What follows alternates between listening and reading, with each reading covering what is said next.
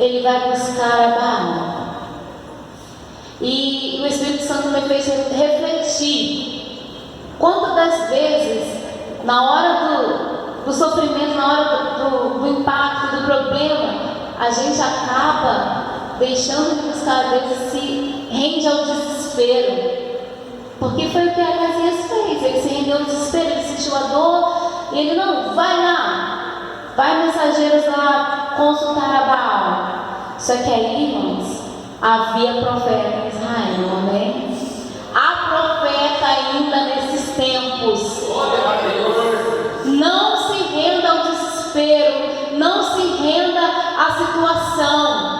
Busque em primeiro lugar ao Senhor. Olha o que Deus vai falar com Elias.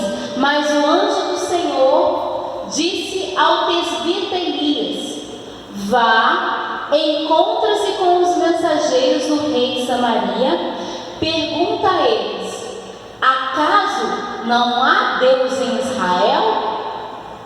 Aí eu te faço essa pergunta: acaso não há Deus sobre o Brasil? Não há Deus sobre o Cachoeiro de Itacumirim? Ah, Deus, fala comigo aí. Ah, Deus, o Senhor ainda está agindo. E quando ele encontra e fala com eles, ele fala assim, ele faz a pergunta e ele mesmo dá a resposta. Ele fala: por que vocês vão consultar a Baal, Deus de Ecrom? Por isso, assim diz o Senhor, você não se levantará mais dessa cama e certamente morrerá. E Elias foi embora. Aqui, irmãos, foi uma sentença para o rei, tá? Mas era um rei que estava o quê? Andando em desobediência com Deus. E aqui fica um alerta para nós. A gente tem que andar certinho com Deus. Amém? A gente tem que manter a nossa vida na presença do Senhor. E esse rei, ele estava seguindo o caminho do pai dele, da mãe dele, como já iniciou o texto, indo buscar outros deuses. E os mensageiros voltam.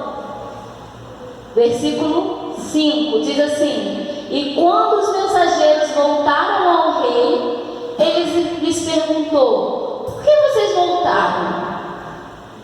E eles responderam: um homem veio ao nosso encontro e nos disse: volte ao rei que os enviou e digam-lhes: assim diz o Senhor, acaso não há Deus em Israel? Porque você mandou consultar a Baal-zebub, Deus de Ecrom.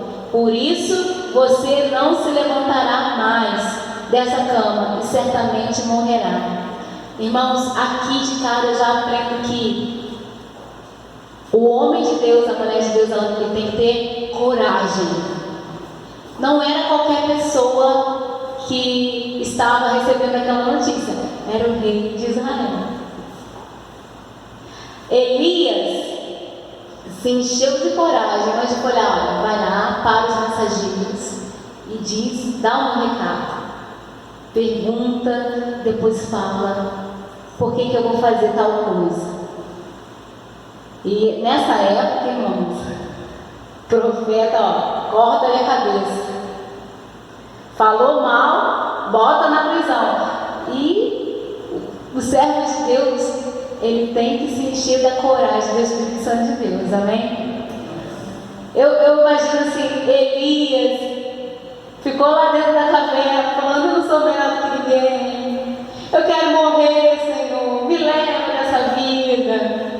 Eu já fiz tudo que eu tinha que fazer, Deus ainda volta ele para fazer mais essa. Mais uma aí para a sua vida, Elias. Mais uma aí para a sua história. O rei recebe aquela notícia, aí o rei faz uma pergunta, irmãos. Maravilhoso isso aqui. Versículo 7. E o rei lhes perguntou: como era o homem que os encontrou? E lhes disse isso. Aí lá vai os mensageiros. E eles responderam: ele vestia roupas de pelo e usava um cinto de couro. Poucas referências, né? Vestia uma roupa de pelo e um cinto de couro. Aí o rei fala, e o rei conclui, era o presbítero Elias.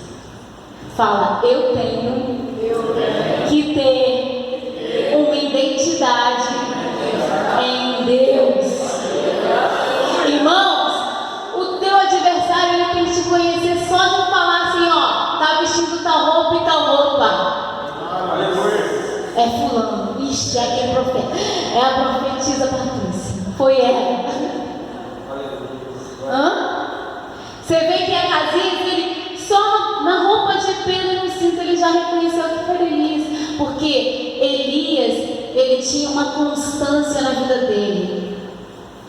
Aquela roupa era a marca registrada de Elias. Qual é a tua marca registrada? Qual é o registro que você está deixando de Cristo nesse mundo? Será que alguém pode dizer, lá vai um servo de Deus, lá vai uma serva de Deus?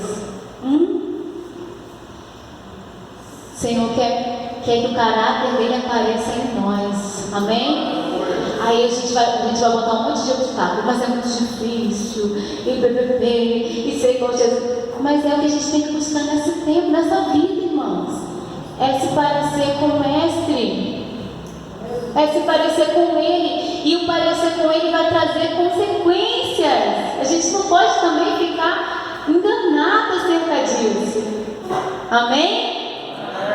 Deus está falando aqui, eu quero marcar a minha identidade em você. Você já tem o DNA do Senhor, você já tem o registro do céu, mas Ele quer deixar aqui também marcado quem sou eu, quem é você. A gente não pode ter duas caras, porque né, é o mais próximo. Você não pode ter duas identidades. Alguém que a gente sabe que existe dupla cidadania, não é verdade? Mas não dá direito a ter duas identidades, dá? Não dá. Você pode ter a cidadania lá da Itália, lá da onde, brasileira, mas a tua identidade é uma só, é o teu registro de nascimento. Então eu não posso ser uma coisa na casa de Deus e ser uma coisa lá fora.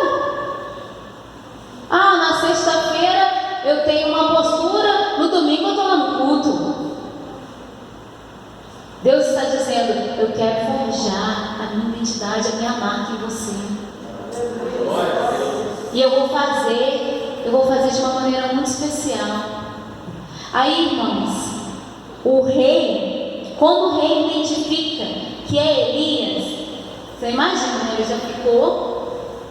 A resposta que ele queria não era boa. Ele recebeu um pacto, você vai morrer. Ele recebeu uma sentença, você não vai levantar dessa cama, você vai morrer. Aí ele, em seguida, mandou um oficial com 50 soldados procurar Elias. E o oficial o encontrou sentado no alto de uma colina. Elias e as suas fugas. Elias estava lá no alto da colina. Aí o comandante grita lá de baixo: Homem de Deus! Esse aqui que já está marcadinho aqui. O que vão gritar a teu respeito quando você estiver no alto da colina? O que vão gritar? Oh, seu mal pagador! Oh, seu... Só Jesus, irmão. Que coisa linda! O oficial chega lá e fala: Homem de Deus! O rei ordena que tu desças. Aí Elias grita lá de cima.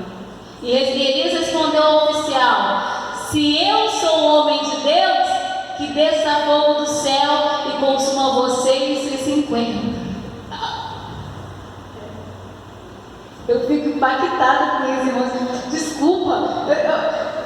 Eu fico triste quando eu vejo que a igreja não entende. Gente, ele só falou: se eu sou homem de Deus, vai descer fogo do céu e vai te matar, e vai matar esses 50 que está contigo. E o que aconteceu, irmãos? Fogo do céu desceu e consumiu o oficial e seus soldados. Oh, Jesus. Irmãos, Deus vai começar a derramar poder sobre a igreja dele. É necessário começar a derramar de poder sobre as nossas vidas. Mas não é para que a gente venha se encher. Você vai ver para que é. Aí ele manda outro oficial, versículo 11. Depois disso o rei enviou outro oficial com mais 50 soldados.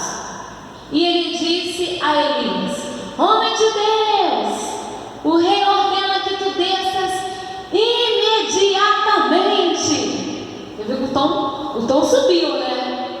Isso aqui está mais nervoso. Imediatamente. Aí Elias responde a mesma coisa. Respondeu Elias: se eu sou um homem de Deus, que desça fogo do céu e consuma você e os seus 50 soldados.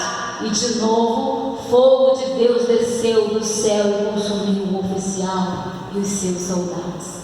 Já são quantos, irmãos? 102 homens consumidos pelo fogo de Deus. O rei não está satisfeito, ele não está nem aí. Sabe o que ele faz? Manda outro. Aí lá vai ele com o terceiro. E então o rei enviou um terceiro oficial com outros 50 soldados. E o oficial subiu o monte. Esse aqui não gritou lá de baixo, não. Esse aqui subiu.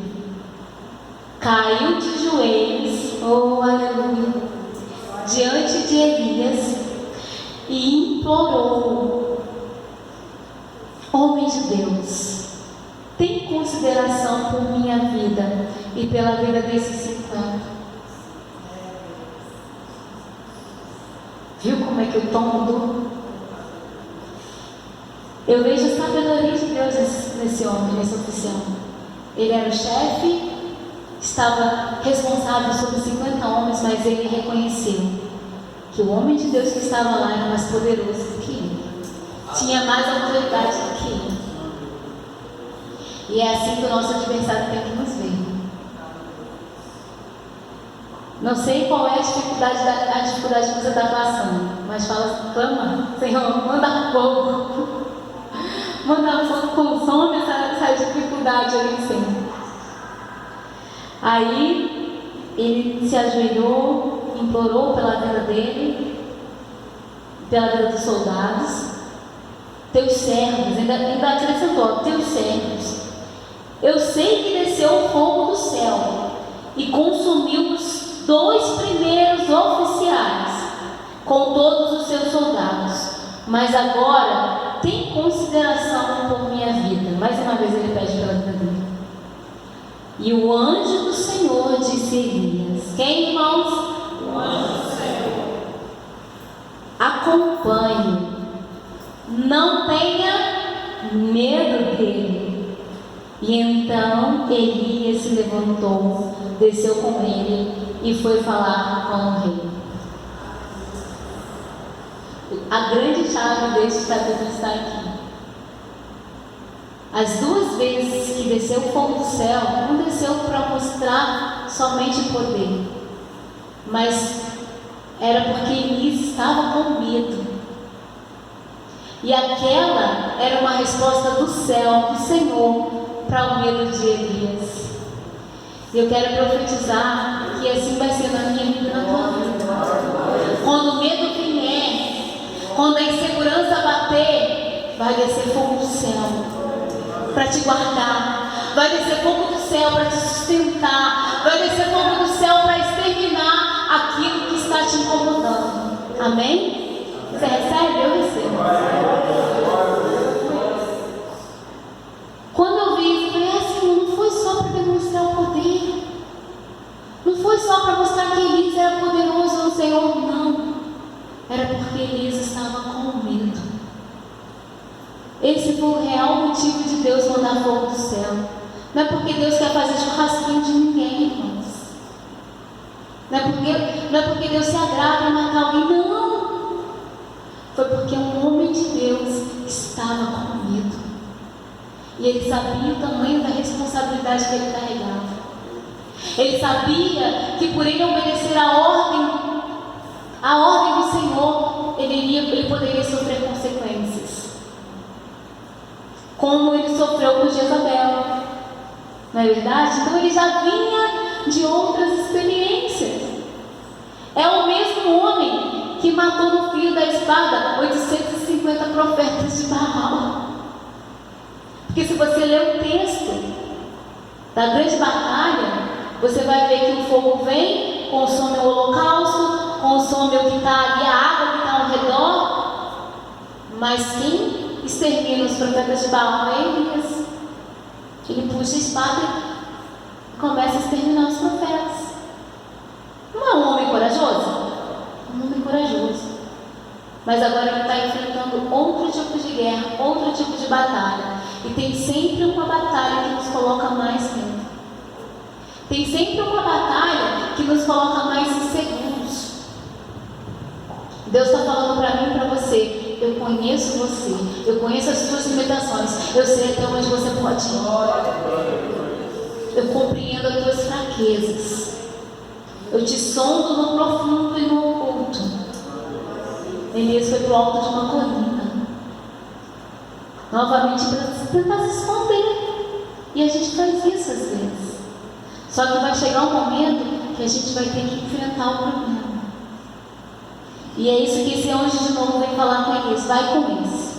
Com isso você pode ir. Vai tranquilo, perde o medo e encara o que você tem que encarar. Enfrenta a situação. Eu sou contigo, diz o Senhor. Enfrenta o credor, enfrenta a sogra, enfrenta, sei lá, o que você tem que enfrentar. Deus vai estar com você, Ele vai estar diante de você. Ele não vai te deixar. Aí Elias se levanta. Vamos lá. Então Elias se levantou, desceu com ele e foi falar com o rei. E ao chegar, disse ao rei: assim diz o Senhor: acaso não há Deus em Israel? Por que você mandou consultar Baal-Zebub, Deus de Ecrón? Por isso você não se levantará mais desta cama, e certamente morrerá. E Acazia morreu conforme a palavra do Senhor, anunciada por Elias. Como não tinha filhos, Jorão foi o seu sucessor, no segundo ano do reinado de Jeorão, rei de Judá, filho de Josafá. Os demais acontecimentos do reinado de Acazias, suas realizações, estão escritos nos registros históricos dos reis de Israel. O que Deus te mandar fazer, faz. Vai sem medo. E é interessante que Elias em nenhum momento mudou a mensagem. Amém? Não acrescentou, não tirou. Ele falou exatamente, as 3 ou 4 vezes que ele falou exatamente o que o anjo mandou ele falar. O maior erro nosso é quando a gente tenta enfeitar, dar um jeitinho, colocarmos as nossas palavras. Não, é o que o Senhor falou, é o que o Senhor disse. Elias repetiu o que Deus havia mandado ele falar e aconteceu. E faz a gente, faz a mim meditar qual é a tamanha responsabilidade do ofício do profeta e do ministro de Deus. Porque o que eu transmitir aqui, se você interpretar errado, vai ficar um negócio vai ficar um negócio bagunçado. Vai sair do propósito de Deus. E então, recebeu a palavra, não entendeu? Vai até quem te entregou. O Elias não falou nada diferente do que ele tinha mandado os mensageiros falar. Falou? Não. Ele falou exatamente igual. Os mensageiros entregaram exatamente igual ao que Elias entregou. Mas o Acazias, ele, como rei, ele queria esse confronto. Ele achava, não diz a Bíblia, bem? Eu penso que ele, como rei, não, quando ele chegar aqui diante de mim, ele vai mudar essa conversa de que eu vou morrer. Não é rei. Às vezes ele achava que ia colocar medo em Elias. Só que Elias tinha alguém superior a quem temer, irmãos. Alguém superior a quem ele era obediente. Então, esse é o grande segredo da nossa vida. A gente ter o temor do Senhor. O temor do Senhor é o quê? Princípio da sabedoria. Elias ficou com medo? Ficou. Mas ele temia mais ao Senhor. Que nessa noite eu não vou me estender, porque eu creio que você já recebeu, amém? Eu creio que o Espírito Santo de Deus já falou o que eu precisava falar com você. Porque se você entrou aqui com medo, se você entrou aqui com dúvidas, eu creio que o Senhor tirou essas dúvidas nessa noite. Você entendeu que aqui você vai receber algo que vai te dar combustível, que vai te dar munições para você enfrentar o que está lá fora te aguardando. Amém? O que você precisa resolver, vá e resolva, porque o Senhor vai estar à tua frente. Não porque você tem força, não porque você tem condições, não, é porque o Senhor vai estar à sua frente. Foi essa ordem que o anjo deu. Vai com esse, com esse você pode ir. Acabou a hora de se esconder, agora é a hora de enfrentar. Agora é a hora de você estar diante do seu problema, do seu adversário. Você veio, aqui foi a colina, amém? Aqui foi a colina. Já veio 102. Só que essa terceira tropa que está vindo com humildade. Porque esse capitão aqui, falei, gente, ele não só teve temor de Deus, né, como também ficou preocupado com a vida dos seus subordinados.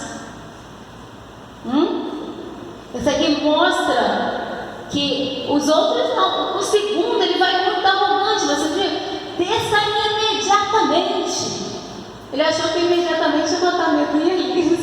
Ele estava com medo. Mas Elias tinha um Deus que mandava fogo do céu. Ele só não sabia disso, irmão. O teu adversário não sabe o que Deus pode fazer no teu favor. Você tem essa vantagem. Você tem a vantagem do diabo não saber o que Deus pode fazer a teu favor. Glória a Deus. Glória a Deus. Louvado seja o nome do Senhor. Que você possa receber essa palavra. Que você possa ter entendido que há um Deus que te conhece por dentro e por fora. Por fora tinha o quê? Pelos e um cinto de couro. Mas por dentro tinha um coração que estava com mal. Ai, que Deus lindo, gente. Deus maravilhoso, que conhece a gente do avesso. E Deus está dizendo para nós, eu te conheço. Eu sei que você está precisando. Eu vou enviar o anjo. Eu fiquei assim, poxa Senhor, que coisa linda. Tanto para enviar a mensagem, Elias viu o anjo.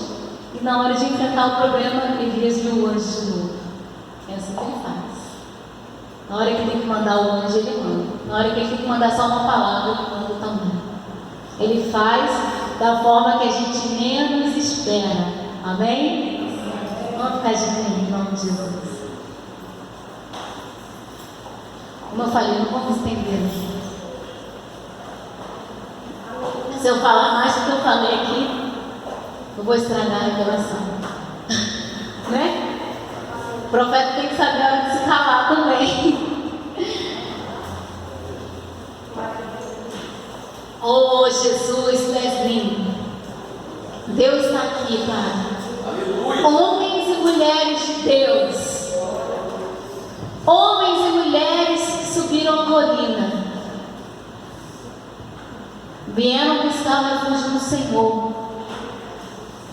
Estão enfrentando batalhas, estão enfrentando dificuldades, estão enfrentando apertos, ó Pai, que só eles e o Senhor sabem. E eu quero, Pai, pedir neste momento que esse anjo que esteve com Elias em todo esse tempo, esteja com cada um deles e os mostre a hora de enfrentar esse problema.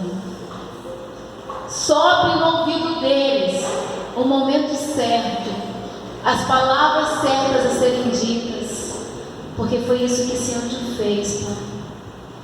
Ele falou: vai lá, encontra os mensageiros e fala isso e isso. Agora vai lá e enfrenta o rei. Deus, esse anjo ele não lutou por eles, não. Esse anjo não fez nada, ele só trouxe a mensagem. Ele só trouxe o recado de Deus. Foi o Senhor, Pai. O Senhor que enviou o fogo necessário. Foi o Senhor que resolveu o problema. Foi o Senhor, Pai, que consumiu a dificuldade. Que nós devemos entender, Pai, que o anjo é só um porta-voz. O anjo, ele só vem para que a gente entenda quais são as palavras, qual é o momento certo, porque a batalha é o Senhor que vai lutar por nós. O Senhor, Pai, quando o Senhor nos manda fazer algo, o Senhor nos capacita. Como eu orei isso nos últimos dias, agora nesses últimos meses, eu olhava a situação que eu estava vivendo e pedia: Senhor, se eu estou enfrentando isso, o Senhor vai me capacitar para viver isso. Porque eu olhava para mim, eu não via forças. Eu olhava para mim e falava: não vou conseguir. Mas o Senhor sabia até onde eu poderia ir, Pai. O Senhor sabia até onde eu ia aguentar, até onde eu ia suportar. O Senhor, Ele sabe até onde você pode suportar. Ele sabe. Ele não está ignorando a sua situação, não. Ele está vendo, está bem pertinho de você. Está bem pertinho. Está dizendo: eu estou vendo tudo. Eu estou acompanhando tudo de perto. Você pode ter certeza que eu vou agir. Eu não te abandono, não te deixo. Fortalece o teu povo nesta noite, Pai. O nosso culto é um culto de cura e de libertação. Eu creio, Pai, que através da ministração da Tua palavra, dos louvores, curas aconteceram. Eu creio que libertações aconteceram, porque a maior libertação das nossas vidas é o confronto, é o momento de olharmos para a nossa própria realidade. O Senhor falou aqui de termos identidade no Senhor, Pai. Esse é o nosso maior confronto desses últimos dias. Qual é a identidade que você quer ter? Você quer a identidade deste mundo ou você quer a identidade de Cristo? Você tem uma decisão a tomar. Você tem uma escolha a fazer. Deus, Ele não obriga ninguém a nada. Ele fala: filho, tem dois caminhos. Só que um vai te trazer vida e o outro vai te trazer morte. Eu tenho comigo, irmãos, a palavra não fala, mas eu tenho comigo, se enquanto Elias estava lá diante de Acasias, falando: Acasias, você vai morrer. E se Acasias reconhece, se arrepende e toma uma posição com Deus, Deus poderia mudar aquela sentença. Você entende isso? Você entende a importância de você se colocar, reconhecer os teus erros? Foi o que a gente falou domingo. se arrepender, falar: Senhor, eu quero agir diferente. Até aqui eu fiz coisas erradas, eu tomei decisões erradas, mas eu quero começar a trilhar o que o Senhor tem para mim. A palavra foi ministrada, irmãos. Só você e Deus sabem quais são as decisões que você tem que tomar. Só você e o Senhor sabem aonde está o lugar para se arrepender, o lugar para se consertar. Na vida de Acasias começou com uma queda, um tombo, caiu, se machucou e ficou enfermo. A gente não sabe como pode vir a situação. E o Espírito Santo de Deus está falando comigo, com você nessa noite. Deus, Ele não faz nada em oculto, Ele não faz nada escondido. A igreja tem que se posicionar como a igreja do Senhor. A igreja somos eu e você.